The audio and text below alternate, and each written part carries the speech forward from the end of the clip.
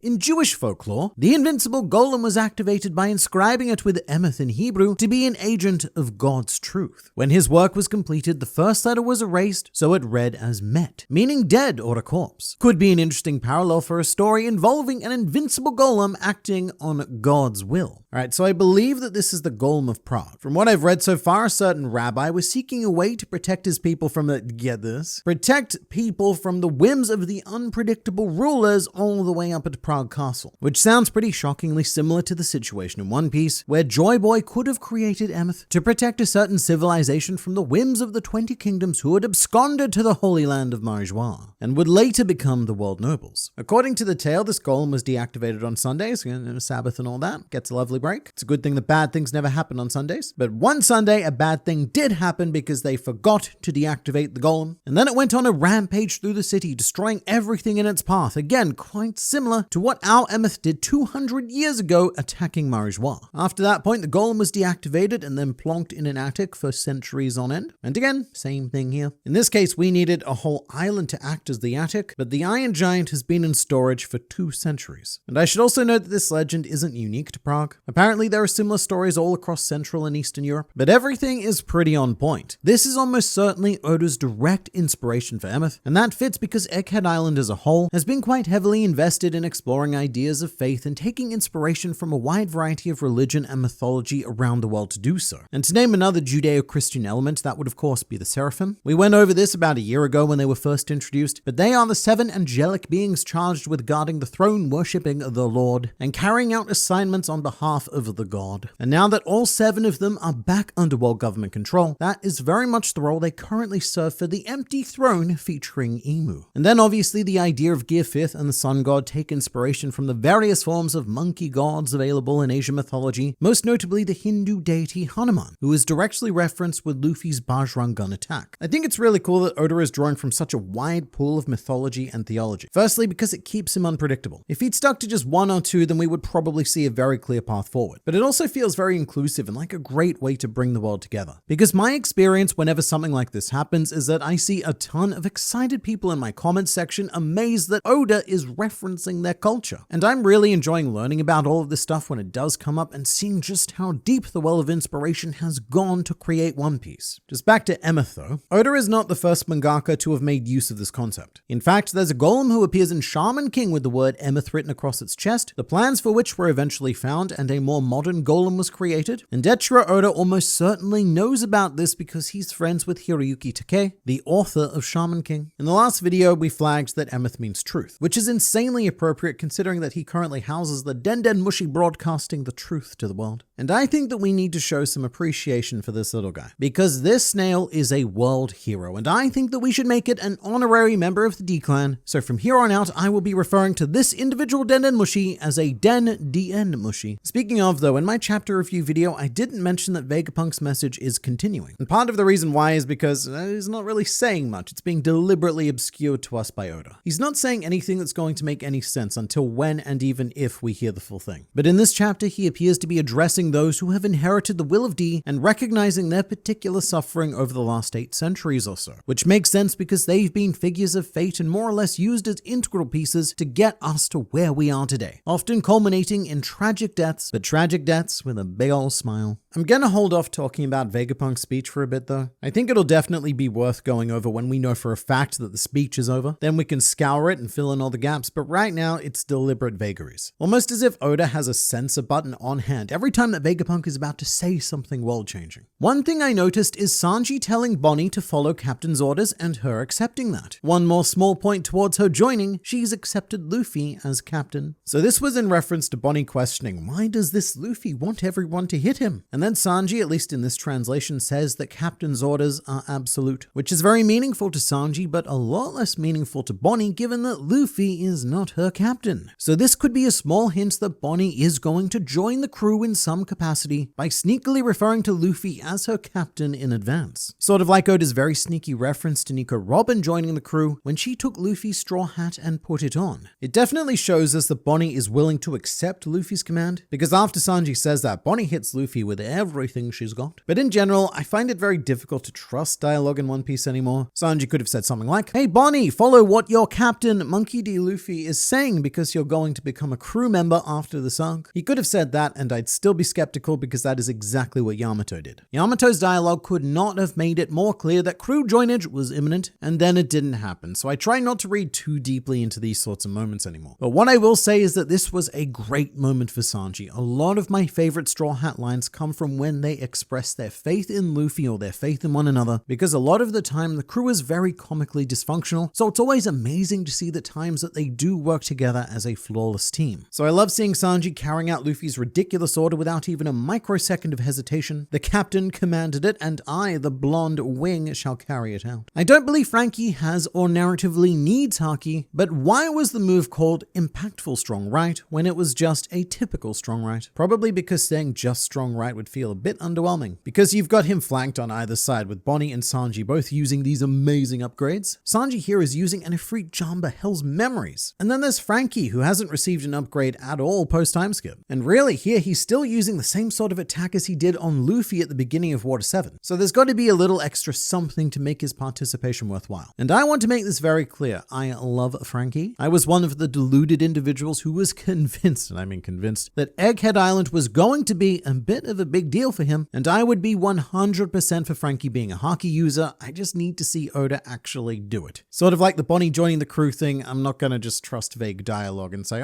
Frankie probably has haki, because all available evidence says otherwise. There is still a chance though, because it'll be interesting to see what the official translation says. Because if Luffy says something like, yeah, all three of you guys are using haki, then sure, but I can't bring myself to believe it at the moment, because both Bonnie and Sanji were actually drawn using haki and Frankie was not. And he absolutely should be able to use armament at least. It's not like being a cyborg stops that. If swordsmen can coat their external blades in their throbbing willpower, then surely a cyborg can do the same for his body. How did the Gorosei go in the water? Does that mean they don't have a devil fruit? So there's still no confirmation on whether they're fruit users or not. However, quite a few people are lingering on this. There's some water confusion in this chapter. Firstly, with Saint Shepherd Jupiter, there's a panel of him that looks like he's emerging from the water. And to be fair, the landscape is very unclear around him. But if you look at the way that the giant warrior pirate ship is positioned, then Jupiter is clearly behind them on land. But the other thing people are talking about is that Walkuri stepped into the water and was prepared to go into the water proper. I don't know why I said go like that. In this case though, he's nowhere near submerged enough to have the fruit restrictions kick in. And also,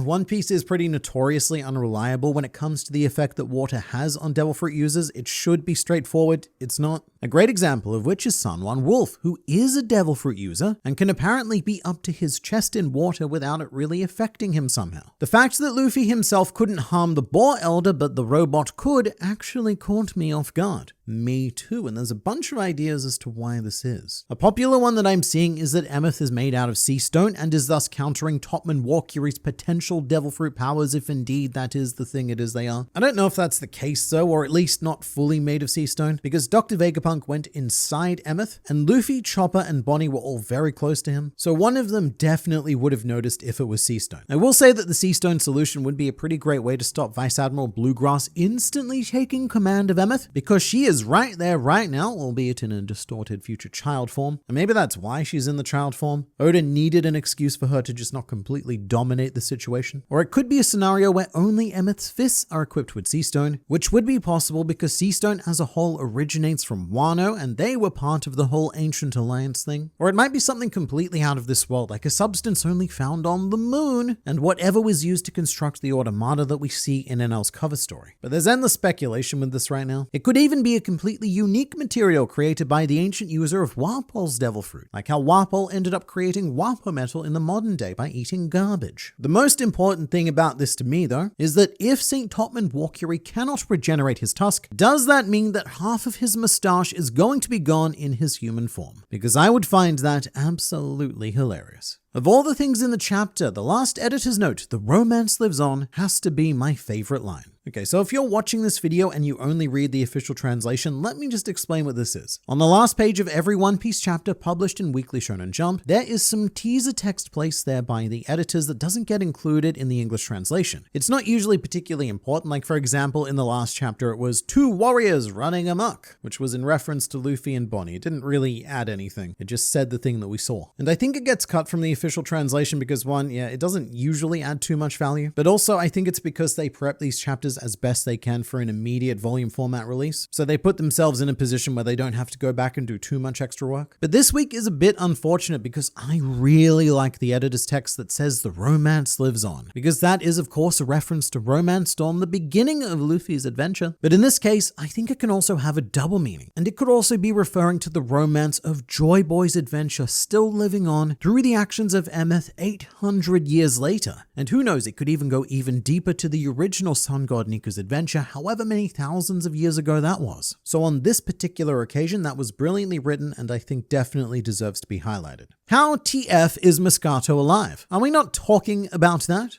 Sure, we can talk about that. In this chapter, we saw Charlotte Moscato, Minister of Gelato, who is best known as the guy that Big Mom seemingly killed in the opening chapters of Whole Cake Island. But the reports of Charlotte Moscato's death have been greatly exaggerated, as in the very next chapter, we see Charlotte Montour commanding the Soul Tax homies to return Moscato's soul and therefore his life force, which then resurrected him as we saw in chapter 901. But to be fair, a lot of people do still think he's dead, mainly because there's about 1 billion characters who said he was dead over and over again, and the revival, it wasn't very clear. But this makes at least 3 characters who have actually legitimately been resurrected from death. There's Moscato, there's Brook, and Lao Ji, whose soul left his body and then hilariously returned back to him during Dressrosa. And speaking of Dressrosa, we do have some somber and solemn news, as the anime voice actor for Treble passed away recently at the age of 56, which is far too young. It's a real tragedy. But in honor of his work today, I will offer my best Treble impression and give him a near Duffy salute. Thank you so much for your work and rest in peace, sir. And you know, it's still very vague about whether or not Luffy was actually dead against Kaido. That could be another resurrection. Very godlike thing to do. Are there any other characters who have come back from the dead? And I'm not counting fake deaths like your Pels and your Pagayas, you will of peas. I mean 100% confirmed dead and then revived. Let me know in the comments because I am probably missing tons. Has anyone thought about how Joyboy could be the narrator? I've never thought about that, but now I can't stop thinking about it. I've always thought the narrator was someone telling the story of One Piece from the future because they obviously refer to events in the past tense, as well as allude to events to come, such as the historic incident that the Straw Hat Grand Fleet are eventually going to cause. But it would be really interesting if the narrator actually lived in the past and was telling the story of what was about to happen. And to some degree, Joyboy or someone at least knew the future, because the Roger Pirates then became aware of this future to the point where they were able to predict to the year Luffy's rise to Sun Goddom and the commencement of the Great War. Alright, so the situation I'm picturing is that the Roger Pirates arrive at Laugh Tale, and waiting for them is a message from the Joyboy. Something that says, "Hey Roger, mate, good of you to rock up. Unfortunately, you've caught me in the shower and I'm gonna need about 24 years to dry off. But here's a shiny bottle of sake as a reward for your journey." Oh, and also some slight spoilers for human history. There's gonna be a war, there's gonna be a flood, and there's gonna be a man in a box. Do with that information what you will. Thanks for playing and goodbye.